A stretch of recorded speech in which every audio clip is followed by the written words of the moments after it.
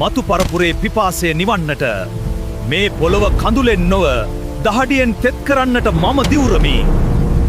ඔහු නමින් බුලතා දුටුගැමුණු රජුට බුලත් සැපියූ සේවකයා. ඒත් ඔහු සඟවාගෙන සිටි ශක්තිය මුළු රටක් මවිත කළා.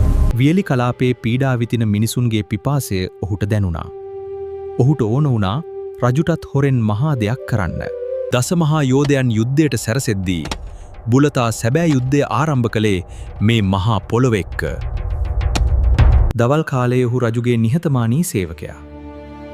ඒත් රාත්‍රිය උදා වෙද්දී ඔහු මහා නිර්මාණකරුවෙක්. නිදිවරාගෙන හඳ එළියේ ඔහු තනිවම මහා වැව් බැම්මක් බැන්දා. කිසිම ඉංජිනේරුවෙක් නැතිව තනි මිනිසෙකුගේ අතින්. විවේකය කියන වචනය ඔහුගේ පොතේ තිබුණේ නැහැ. ඔහුගේ හදවත ගැහුණේ මේ වැව් බැම්මේ රිද්මයට. දිනක් රජතුමා දුටුවා නගරයේ මැද මහා මුහුදක් වැනි වැවක් ඉදිවී ඇති බව. ඒ තමයි සොරබොර වැව.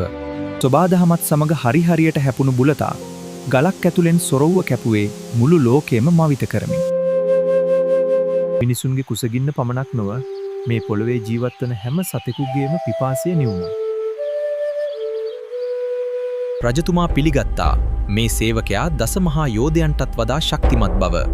ඔහු බුලතා යෝධයා ලෙස අභිෂේක ලැබුවා. වසර දහස් ගණනක් ගෙවී ගියත් ඒ වැව් බැම්ම අදටත් නොසැලී පවතිනවා. ඒ ඔහුගේ අමරණීය දහඩිය සුවඳයි.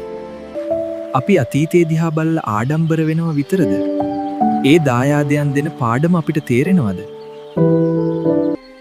බුලතා යෝධයා කියන්නේ තනිවම ලෝකයක් දිනන්න පුළුවන් කියලා ඔප්පු කරපු මිනිහෙක්.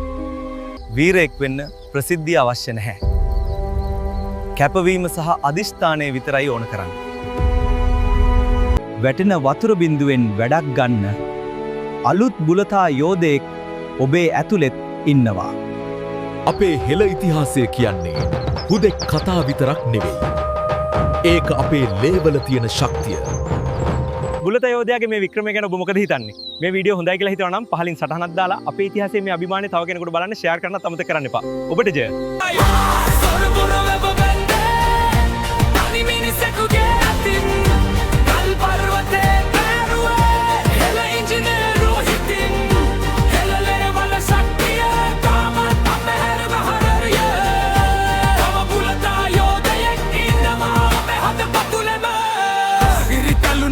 පොළොව මිනිසුන්ගේ පිපාසය ඔහුගේ හදවත පෑරුවා. ඒ දරුණු විලාපය අකුණු ගසන කළු රාත්‍රියේ මහ කළු ගල් පෙරළුණා. තනි මිනිසෙකුගේ වීරයෙන් මහ වැව් බැම්ම බැඳුණා.